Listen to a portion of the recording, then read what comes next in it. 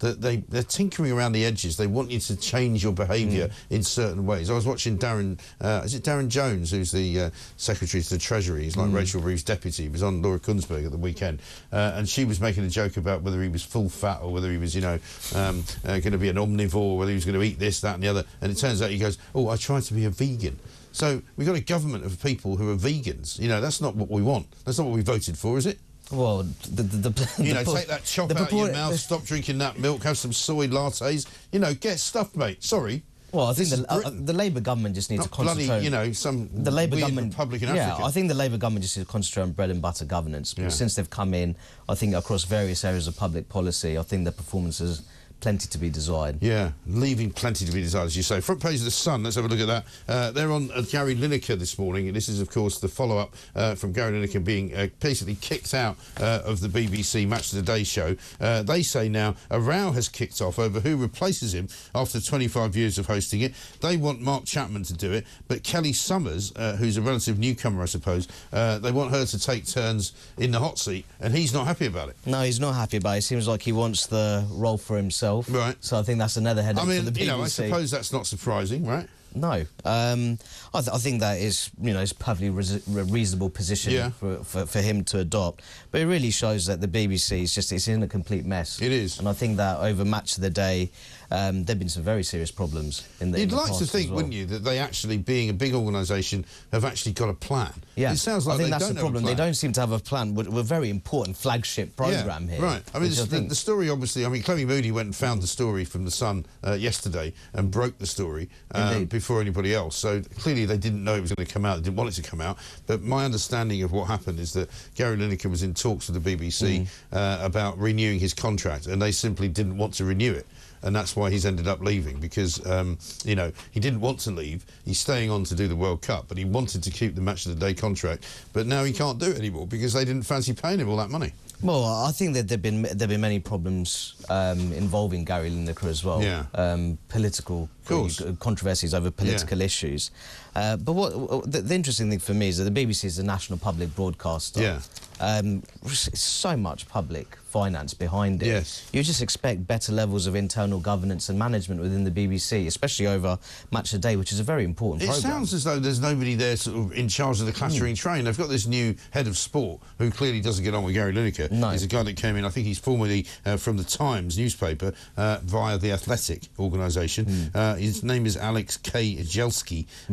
He was the guy that came up with this new plan to have Mark Chapman share with Kelly Summers. And now they don't like the sound of that either. I mean, my sense is he won't last much longer if he carries on like this. No, and I think that it's very clear here when you have programmes such as Match of the Day. I think there should be significant strategic planning behind it. What is the planning behind Match of the Day here? And I think that it's a very serious problem that we have the BBC getting itself in the right tangle over a very important programme here. Yeah, it really is. The BBC declined to comment last night. That's what it says on the end of the Sun story. But the Mail's done an interesting spread on it. Exclusive by Katie Hind, revealed how ruthless new BBC Sport boss finally solved Auntie's Lineker problem, because basically he just went, no, sorry, we don't want to renew your contract. It's that simple.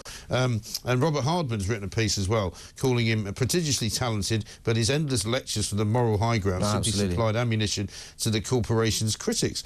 And we knew this. We said this all the time, didn't we? All the way through the various different prognostications by Saint Gary Lineker. I mean, people were saying yesterday, maybe he could become the new Archbishop of Canterbury, because he's that sort of, morally sort of superior to everybody else. But this is the point I'd make. I'd have to say, when he concentrates on the bread and butter of political commentary and analysis, I think he's fantastic. But the problem is the way he intervenes time and again in sensitive political issues.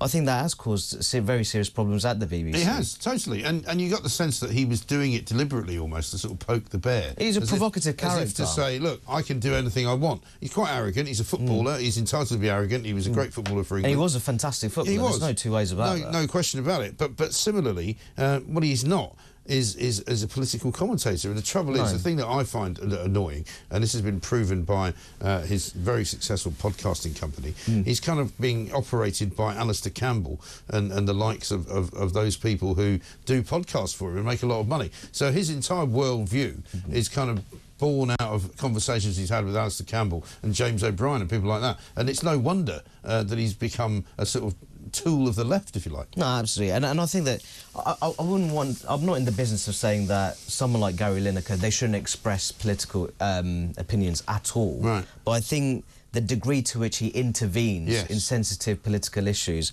when he has that role of the match of the day, I think is not ideal. Well, we were playing clips yesterday of his interventions, as you call them, into what was going on in Gaza, and talking about, the Israelis are going into Rafah, it's a terrible thing, how can you watch that and not feel absolute pain for the people who are being killed? And you're going, hang on a minute, they're going into Rafah to get the head of Hamas. That's what they did, and that's why they went there. And what the hell are you talking about? And why are you wishing to kind of, take one side over another? If you're going to know about something and speak about it, at least be sensible enough to actually learn what you're talking about. And I think another point that I make is that there's many football fans, they simply, what they want from Gary Lineker is that sound political, not the political analysis, they want sound footballing analysis, and I think that's the key. And I think that over time, when he's intervened in these sensitive political and foreign policy issues, I think that has caused significant problems at the BBC. And there's probably people within the BBC thinking that he's just gone too far on certain occasions. And he was paid a ludicrous amount of money, over £1 million, and presumably whatever the new Match of the Day host gets, it won't be anything like that. If Mark Chapman does the job, we'll probably do it for half that money. But they also have to sort out who's going to replace Gary Lineker now. I think that seems to be a major headache in itself with this proposal of this sort of rotation system. This proposal between Mark Chapman and Kelly Summers rotating and leading on Match of the Day. It seems like Chapman's not very keen on that at all. No. So that's another issue for the BBC to sort out. It is another one for them to sort out. Barry in North Yorkshire says this: I think I must have gone all religious. I'm firing up my log burner and oil central heating, and I've just found out it's a gift from God. Hallelujah, he says, gratefully received here. And Chris in Newbury says, Mike, what a day. A man who thinks he is God, God's voice on earth, who preaches with great wisdom to the entire nation, and who believes through his word alone we can bring peace, love and happiness to the entire world, has just resigned. How will the BBC ever replace Gary Lineker? I mean, that's a good point, isn't it? I mean, we're not talking about the Archbishop of Canterbury here. We are talking about Saint Gary Lineker himself.